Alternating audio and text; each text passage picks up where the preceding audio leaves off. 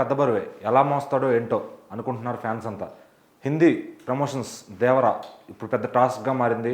అటు సైఫ్ అలీ ఖాన్ని ఆ హీరోయిన్ జాన్వీ కపూర్ని పెడితే వాళ్ళ సినిమా మాదిరిగానే ఉంటుంది, మన ఫ్లేవర్ వాళ్ళకి తగలదు అని చెప్పి కొంతమంది అభిప్రాయపడుతున్నారు అన్నమాట. అయితే మేకర్స్ ఎప్పుడైతే కూడా సైఫ్ అలీ ఖాన్ కాకుండా అటు సైడ్ RRR తర్వాత వచ్చిన జూనియర్ ఎన్టీఆర్ క్రేజ్నే క్యాష్ చేసుకుందామని చూస్తున్నారు. సైఫ్ అలీ ఖాన్ పెడితే అది హిందీ సినిమా అయిపోతుంది కానీ తెలుగు సినిమా అవ్వదు. మన తెలుగు సినిమా వాళ్ళకి పరిచయం అవ్వాలి అంటే డైరెక్ట్ జూనియర్ ఎన్టీఆర్నే రంగంలోకి దింపాలి. తెలుగులో, తమిళ్లో, మలయాళంలో, సౌత్ ఇండియాలో ఎలాగోలా చూసేస్తారు. ఎందుకంటే ఎన్టీఆర్ నోన్ ఫేస్ కాబట్టి తనకు వచ్చే మార్కెట్ ఎలాగో వచ్చేస్తుంది. ఇప్పుడు హిందీలోనే కొంచెం కష్టపడాలి. మెయిన్ సెంటర్స్ అన్నింటిలో కూడా ముంబై, ఢిల్లీ, అలాగే కొన్ని ఏరియాస్లో RRRకి ఎట్లా అయితే ప్రమోషన్ చేశారో అదేవిధంగా ఇప్పుడు దేవరాకు కూడా ఎన్టీఆర్ని అటు మేకర్స్ తిప్పనున్నారు. కరెక్ట్గా ఇంకా 4 రోజులు టైం ఉంది దేవరా సినిమాకి.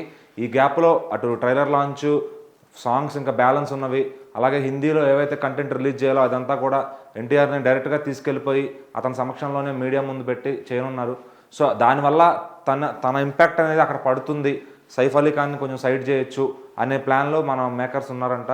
లేదు సైఫ్ అలీ ఖాన్ని ఎక్కువ వాడితే కనుక అది ఆటోమేటిక్గా సైఫ్ అలీ ఖాన్ మూవీ అనే పేరు వచ్చేస్తుంది. అప్పుడు తినకి అంత ఇమేజ్ రాదు అనే దృష్టిలో పెట్టుకుని మన సినిమా దేవరా ప్రొడ్యూసర్స్ అలా ప్లాన్ చేశారంట. మరి సెప్టెంబర్ 27 సినిమా విడుదల కానుంది.